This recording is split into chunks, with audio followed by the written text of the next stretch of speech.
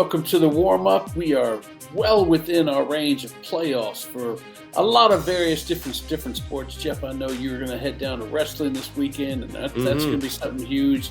Girls' season's winding up, but in case you didn't know, that's Jeff Power. I'm Ward Fasol. We're getting you warmed up for this weekend, and I wonder what you're excited about this weekend. I know I have you going to wrestling as well, but are you excited about that? Are you excited about the SBC championships, the girls and boys regular season's coming to end? What's most excited on your mind? You know what? It's on like Donkey Kong. You know, all the playoffs are kind of getting ready to start now. I mean, it's feast or famine now. It's all out. You gotta, practices are more important. This is a good week. It's a good time. This is a good week. And we're going to start off with district titles on the line as we go into the lineup.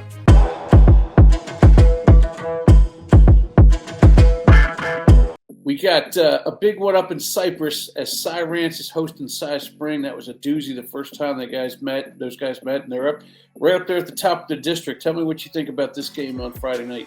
Yeah, 18th ranked Cy Springs, 27-4, 10-1 in District 16-6A, traveling to Cy Ranch, who's only a game back, 9-2 in district play. You know, the Panthers are led by players like CJ Ido-Ozu and Cameron Chambers, who are great.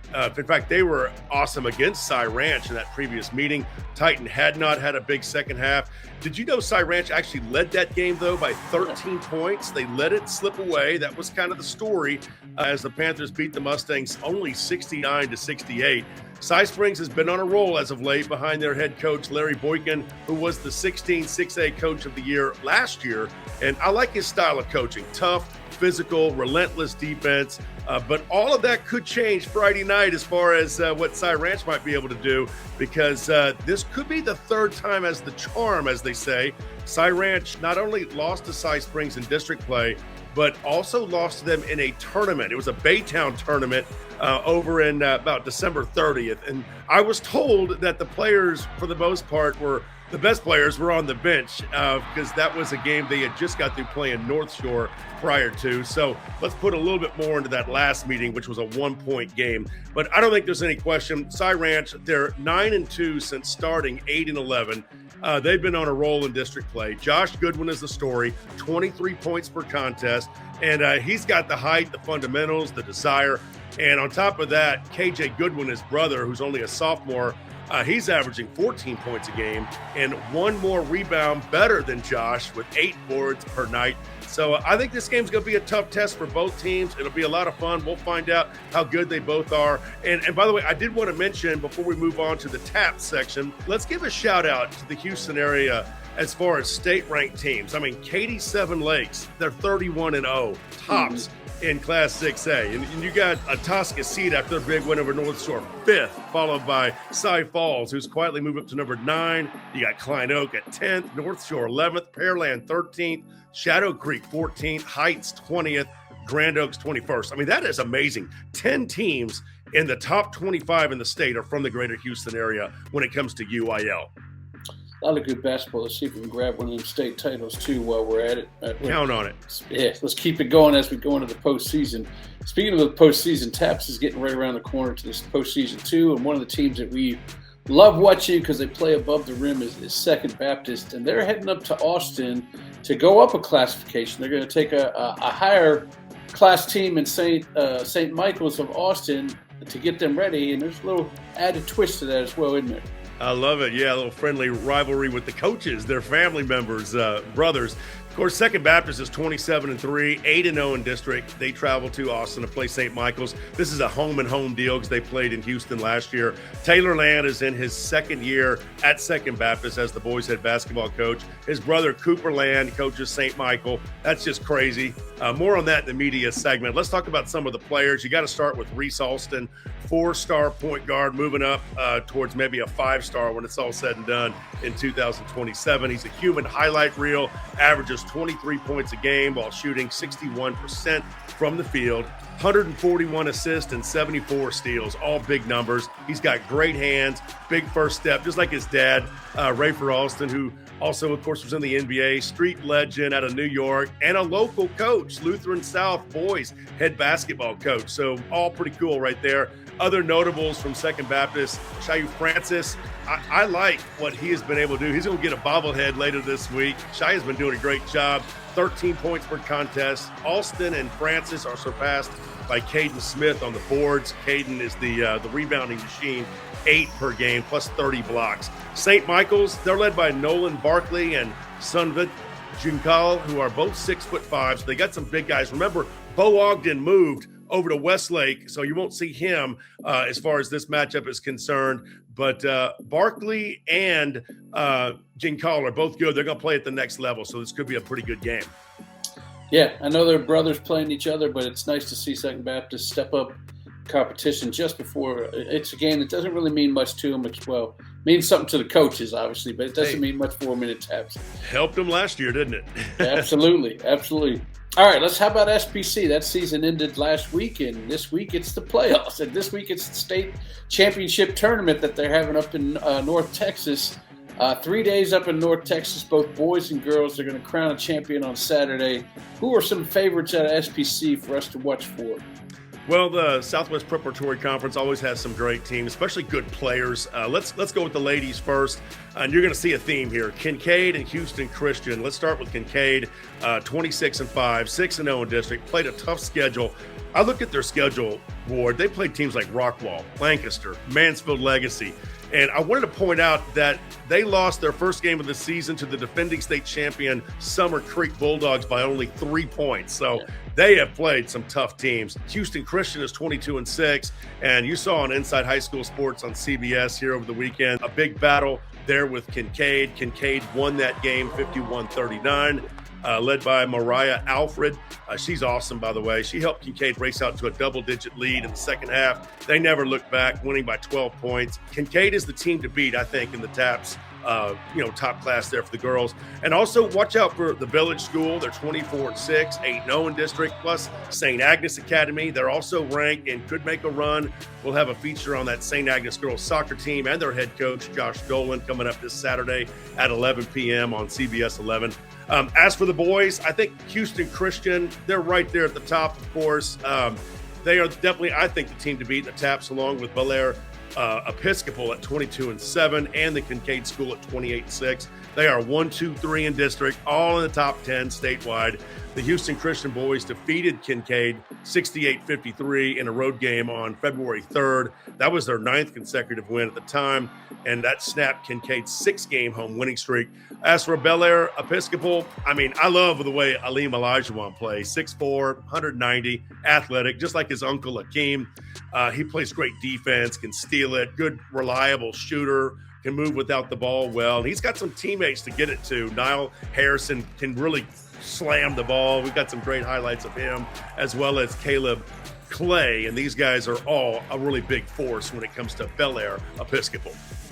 Yeah, it's going to be fun. I'll actually be able to go over and catch a couple of these games on Friday, our semifinal games. Hopefully we'll put some Houston teams in the finals on Saturday, and we'll definitely have the highlights for you Saturday night on KHOU 11.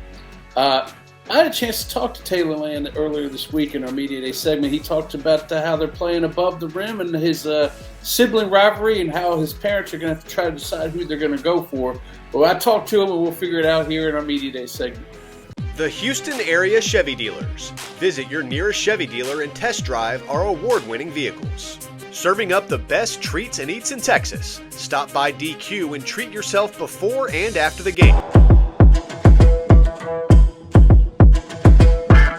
That's right. We are joined with Taylor Land, the head coach over there at Second Baptist, who's got his team rising to the top there of the private school ranks in the 4A side of things.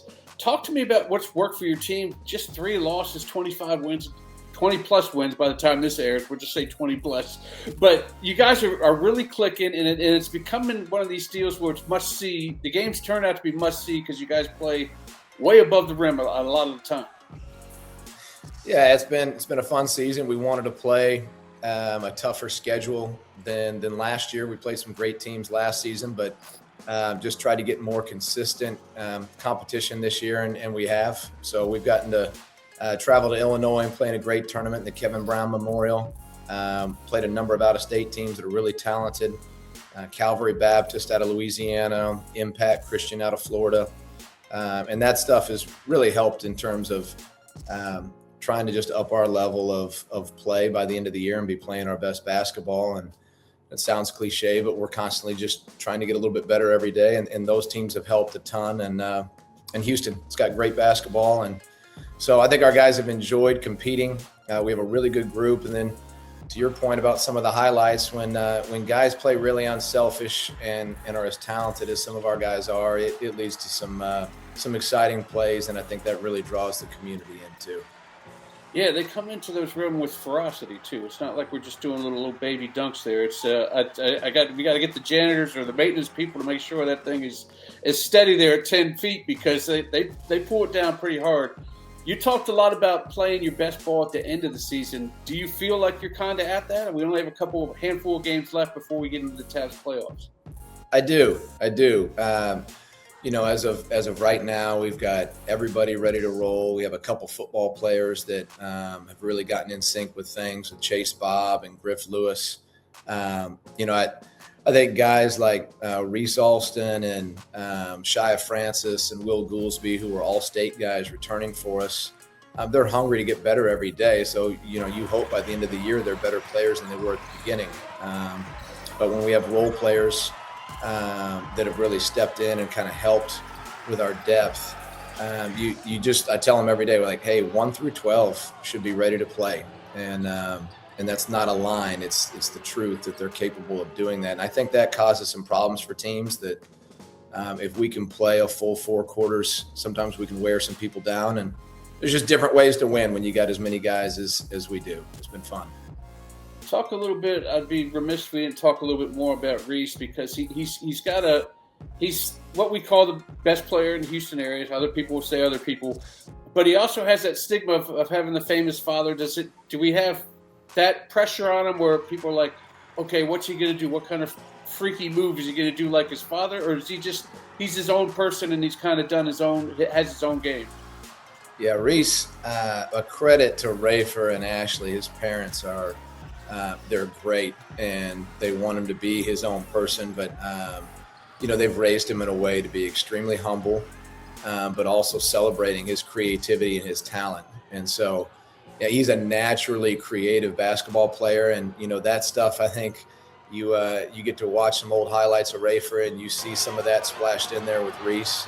But he's got his unique game as well, and I think he knows that. And when you have a kid as mature as him at that age, he just seems to take everything in stride, and he loves his teammates. And I think he really enjoys playing wherever he is that day, and that helps you ignore all the sort of the distractions that can come with it, and whether those are good or bad or exciting, he doesn't worry about that stuff sort of on the outside. He's just on the court playing with his teammates. Well, before we start concentrating too much on the playoffs, you got a couple games left, including a very interesting family affair coming up Friday. Talk about the dynamic of playing your brother at St. Michael's this Friday night. It's been a blast. We obviously, coming from a basketball family, just getting to talk hoops all the time. I was coaching in college when he had first taken over at St. Michael's. And so, I kind of lived through the seasons with him while he was there and building that program.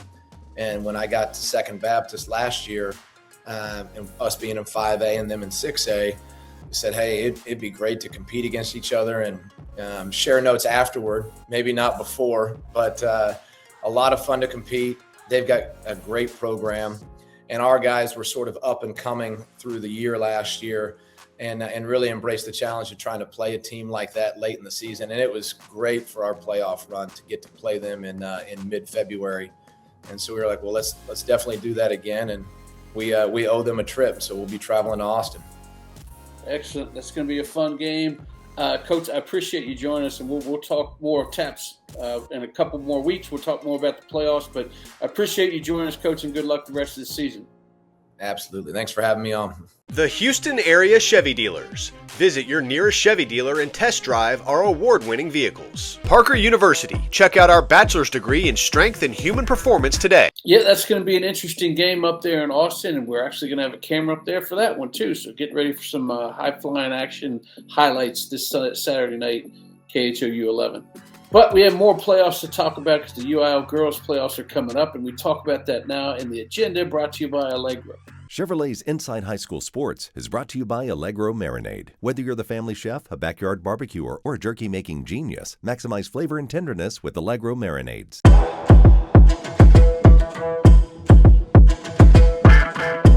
The girls' UIL season, regular season, ended on Tuesday. There may have been some, there's probably a couple win-and-you're-in playoff type situation games Friday, but the meat of the playoffs, the 6-game journey to state to get yourself a state title starts next week.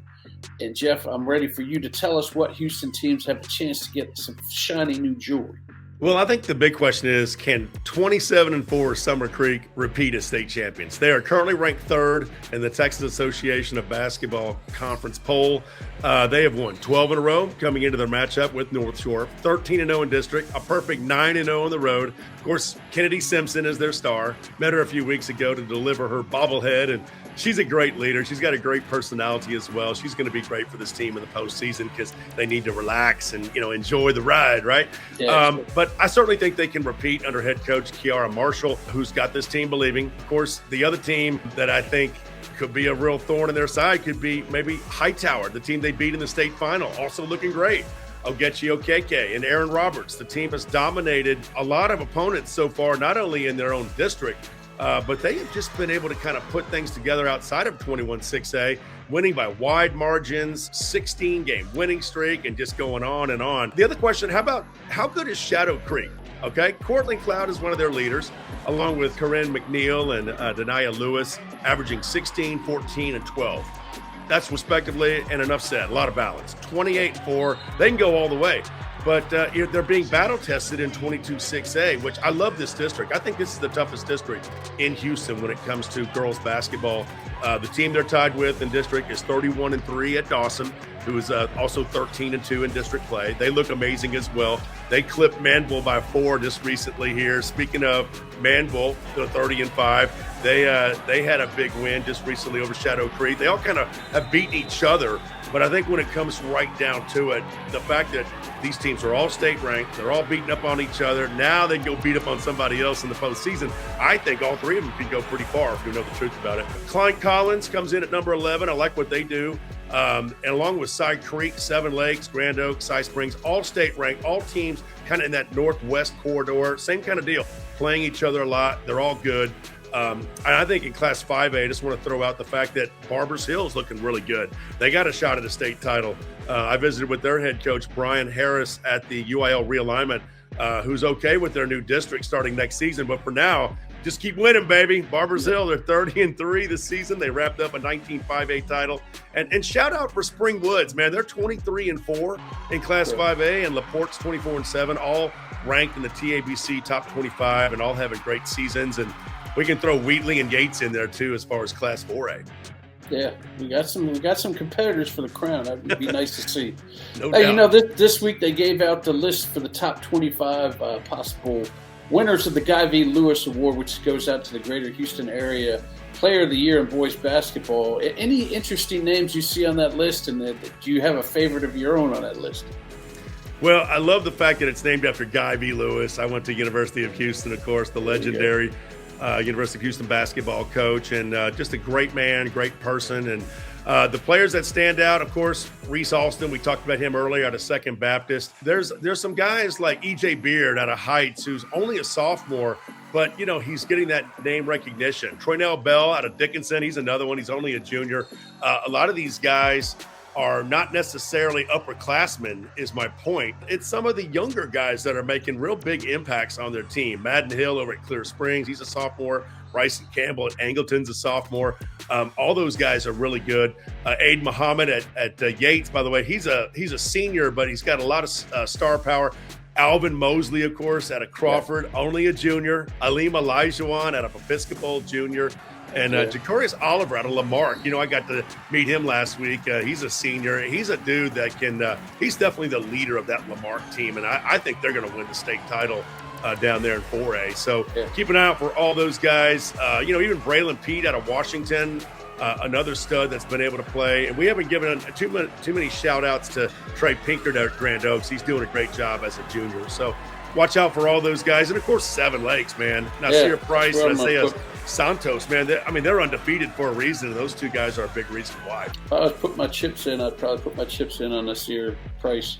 Yeah. Possibly win that. Who knows? I always find it suspect if they kind of give it to a junior because they'll have their chance next year, but you never know. So if they give it to a junior, then Reese is probably the odds-on favorite, I would think, because he's just doing everything. So, and keep in mind, Shelton Henderson won it last year out of Bel Air, so this is a widespread deal, man. Who knows? I mean, HISD representing the last several years. Absolutely. All right, well, we got some postseason action to take a look at in SPC. We talked a lot about the girls and UIL, some great matchups. Get yourself warmed up. I hope you are, because we're done for this week's show. We're going to leave you now with the top 6A girls basketball teams in the area. Join us next week. We'll have more for you. See you around, Jeff. See you, everybody. We're out of here.